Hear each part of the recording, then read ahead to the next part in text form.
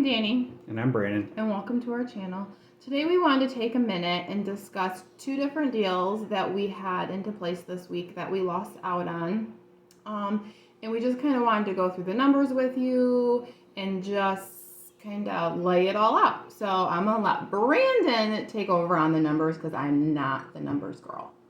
So the first property we were pretty excited about because it's right down the road from our primary residence. We actually currently do not own anything in the town that we live in.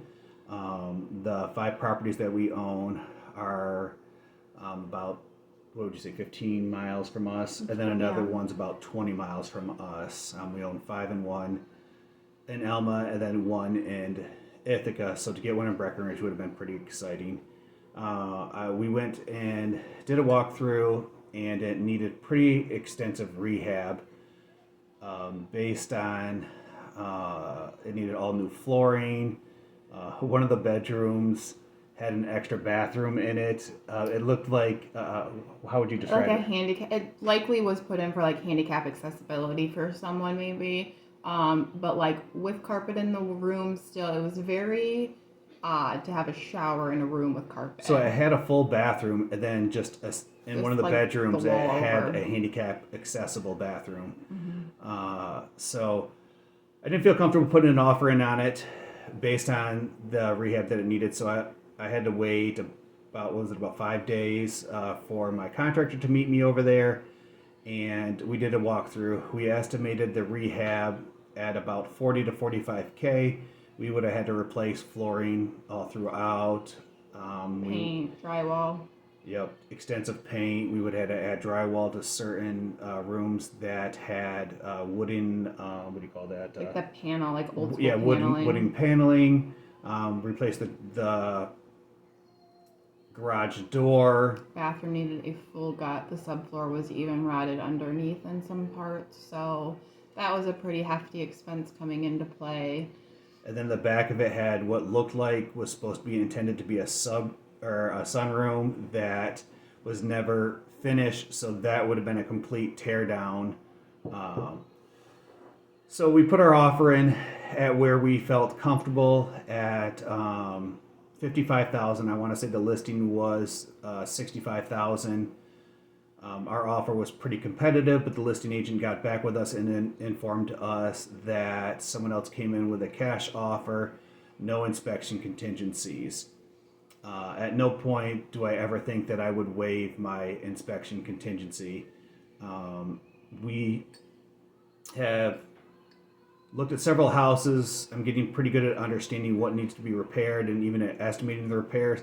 However, I'm 6'3", 300 pounds. I don't fit in crawl spaces, and I do not like attics. She's afraid of spiders, so she's definitely You're not gonna catch me down there. Not going into those kind of places. So we have an excellent inspector who does that kind of stuff for us. So it was pretty disheartening to lose out on that deal, especially wasting my contractor's time. So then I went and looked at another. That was strike one. I went and looked at another property in a town that we normally don't invest in.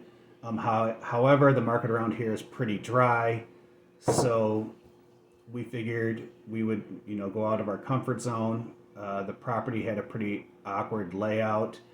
It's listed between 1 and 2 bedrooms, but the numbers made sense. So it was listed at $69,900, and I think the cash flow would have been right around $245 a month, something along that. The ROI at listing was right around 15%.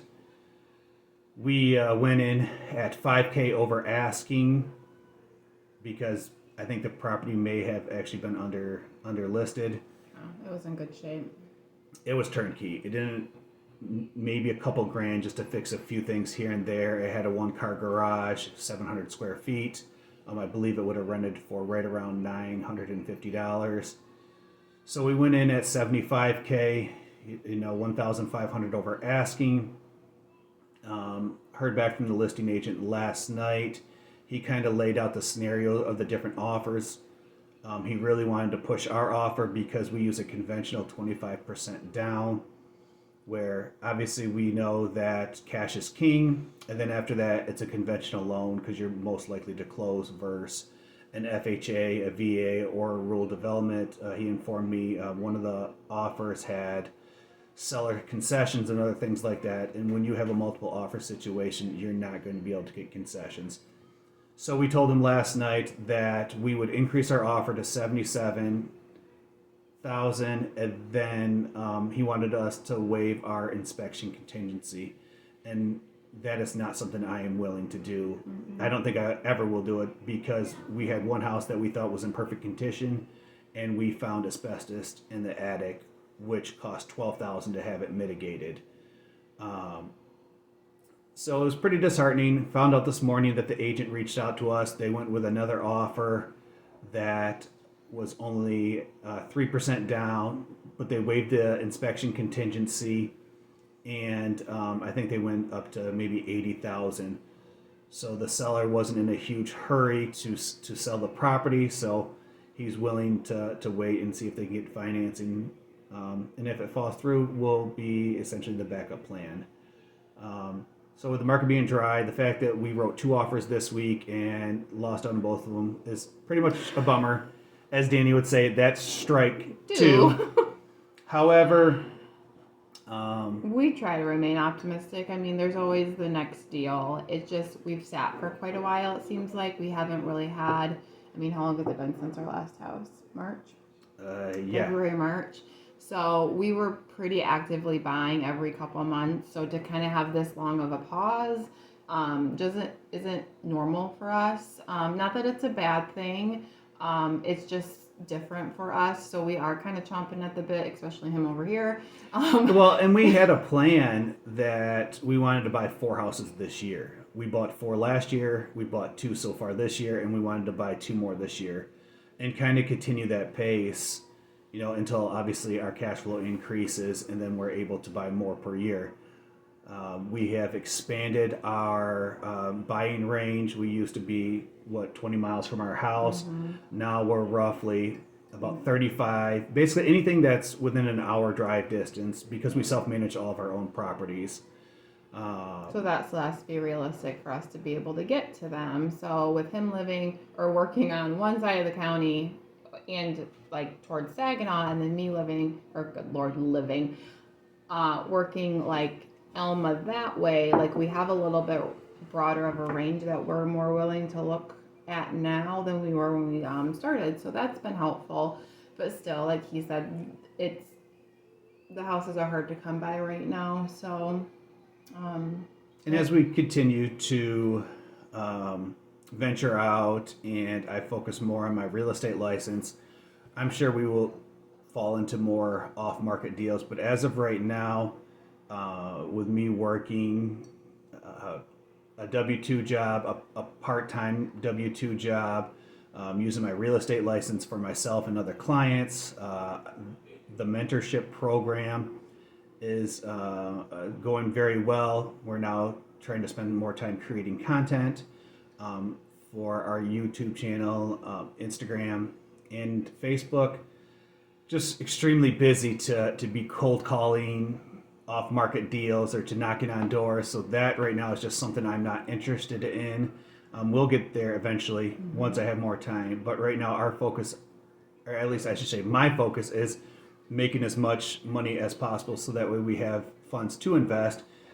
Danny right now runs all the day-to-day stuff with the house and kids, and doctor's appointments. Yeah, and then of course my W-2 is pretty, busy. It's a pretty fast-paced schedule.